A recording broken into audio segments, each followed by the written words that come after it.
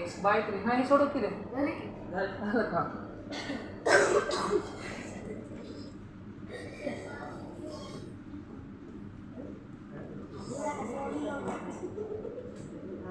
आता बघा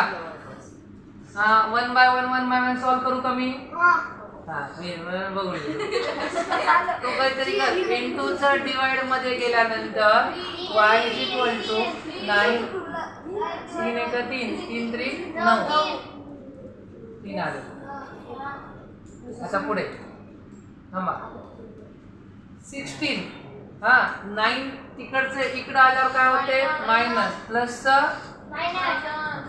आता 16 मधून 9 गेल्यानंतर किती उरतात 7 जाते ना सर 7 आहे सर 7 7 आहे का तिथं थांबा मी 9 घेतले